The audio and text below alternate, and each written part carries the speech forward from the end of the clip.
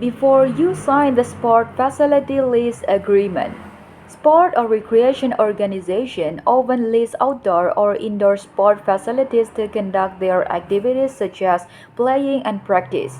Likewise, sport facility owners make the facilities available to sport organizations in exchange for rental income or to serve the community. A written facility lease agreement is normally prepared by the legal counsel of the sport facility owner and must be signed by the sport or recreation organization prior to use. Before signing such an agreement, the sport or recreation organization should always review the lease term to make sure that they are fair as regard to liabilities accepted and transferred and whether the sport or recreation organization is in compliance with the insurance requirement. Indemnification or hold harmless provision. Liability is one of the most important issues that is addressed under sport facility lease agreement. Liabilities can arise out of injury to third parties that are related to improper construction of facilities, improper maintenance of facilities, arising out of trespassers that get hurt on the facilities either during the off-season or after hours. Improper supervision or instruction given during the practice or playing of the game or activity itself, umpiring, security, concession, other vendors, emergency medical care, parking lots, and etc. Under the eyes of the law, either party to the contract or both parties to the contract are legally liable for this type of incident mentioned above to the extent that such party is responsible for safety in such area and to the extent that such party has been negligent. However, the normal allocation of tort liability under the legal process can be circumvented if the lease agreement calls for a different result where one party contractually accepts the liability that may ordinarily belong to the other party. An indemnification or hold harmless provision in this lease agreement governs whether the sport or recreation organization or facility owner is contractually responsible when a third party is injured and suffers damages.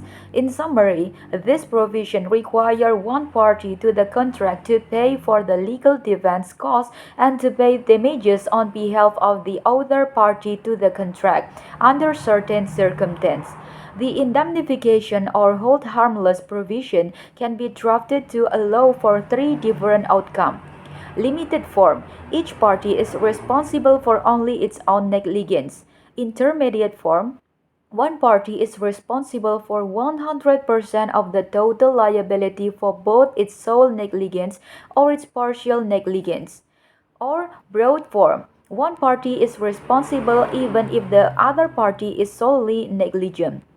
Since the sport facility owner is the party to the contract that normally is in the position of power, it is not surprising that its legal counsel would normally draft the indemnification or hold harmless provision to fall under two or three above.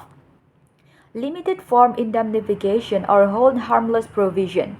The most equitable type of indemnification or hold harmless provision requires each party to be responsible for its own negligence and to pay the legal defense costs and damages on behalf of the non-negligent party that is also shotgunned into the lawsuit. This type of indemnification or hold harmless provision is in keeping with the spirit of reciprocity and fairness. Sport or recreation organizations should always attempt to negotiable the limited form provision. Some may question why have limited form provision to even be included in a facility lease agreement since it doesn't shift liabilities and only restate the liabilities that exist under common law. However, adding such a provision does serve a legitimate purpose in that it provides for a contractual remedy that makes it easier, less expensive, and more certain for the indemnified party to enforce its right when only the indemnitor is at fault. Simple language for the limited form is as follows. Both the sport or recreation organization and facility owner agree to mutually indemnify and hold harmless one another and their respective directors, officers, employees, volunteers, and agents for all imposed by law third-party claim damages, losses, and expenses including but not limited to reasonable attorney's fees resulting from bodily injury and physical injury to tangible property including loss of use thereof caused by the sport or recreation organization.